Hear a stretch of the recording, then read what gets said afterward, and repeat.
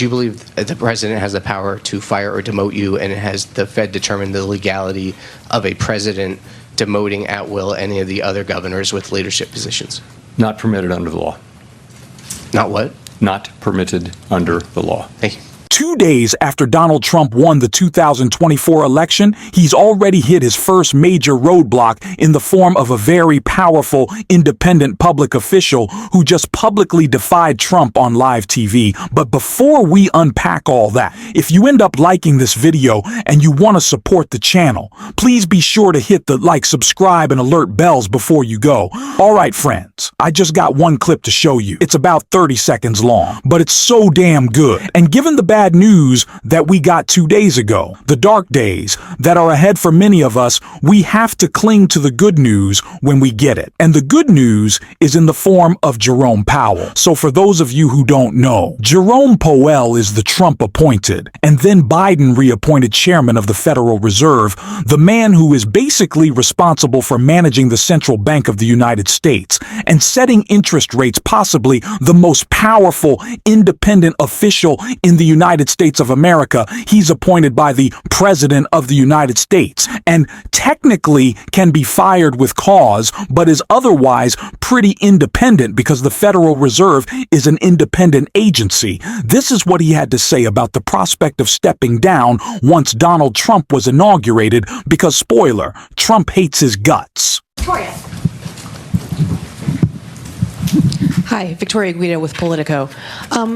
Some of the president-elect's advisors have suggested that you should resign. If he asked you to leave, would you go? No. Can you follow up on, do you think that legally you're not required to leave? No. Mike? So even the reporter is like, okay, so again, this is important because, as is us, the case again, Trump appointed this guy, but Trump appointed a lot of people who eventually recognized him for the lunatic that he is and turned against him, and campaigned against him, endorsed other people. Jerome Powell hasn't gone that far. But what I'm saying is it makes sense that this Trump appointee is somebody that Trump now hates. And a lot of it has to do with the fact that Jerome Powell did not adjust the Federal Reserve monetary policy during COVID in a way that Trump felt was politically beneficial to him. Okay? So when Jerome Powell started to raise interest rates and things like that and wouldn't modify behavior, Trump was upset because it was the 2020 election and he didn't want to lose as a consequence of a failing economy. And ever since then, and especially given that Jerome Powell did cut interest rates just to,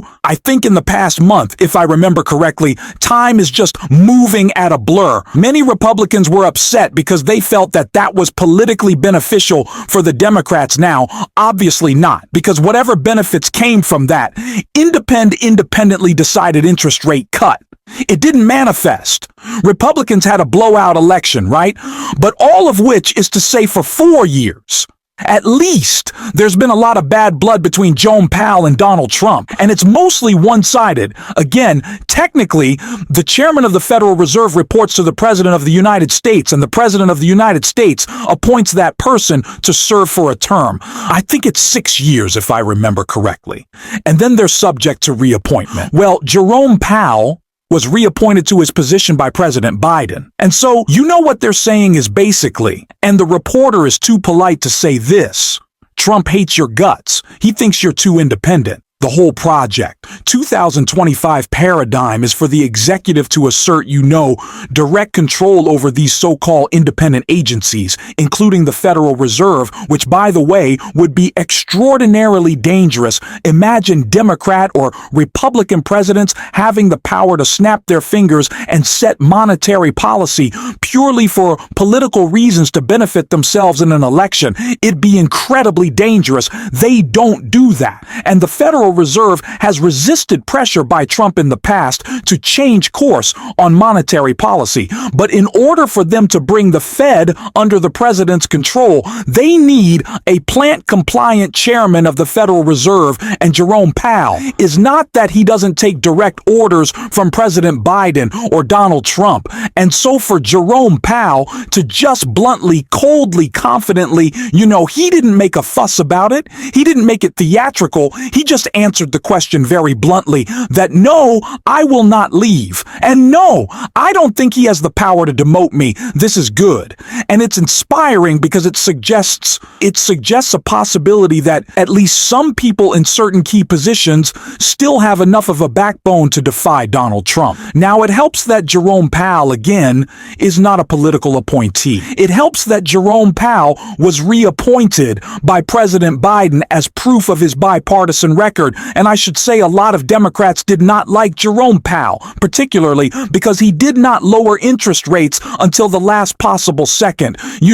Senator Elizabeth Warren despises him, and understandably so. So again, it's not like this guy is a darling of the Democratic Party. Both sides have their beef with Jerome Powell. But the fact of the matter is, he's not serving in the Trump White House.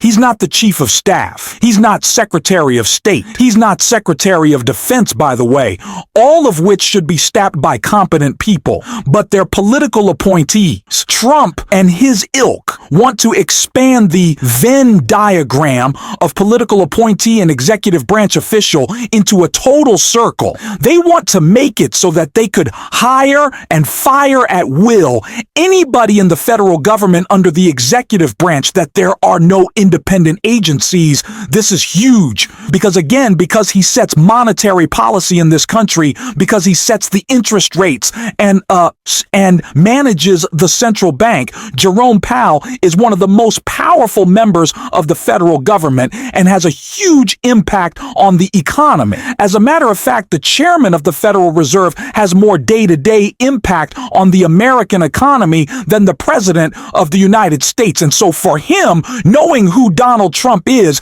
and knowing that Donald Trump dislikes him, is willing to stand up and say, no, I'm not leaving, even if he wants me to, and then no, he can't fire me. I'm just going to stick around until my term ends or until I choose to resign, but I'm not serving at the whims of Donald Trump.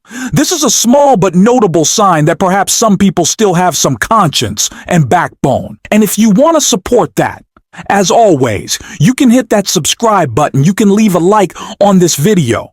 And if you're stuck around to the end, you can drop a blue heart in the comments or just say, hi, thank you for your support. And until next time, I'll see you soon.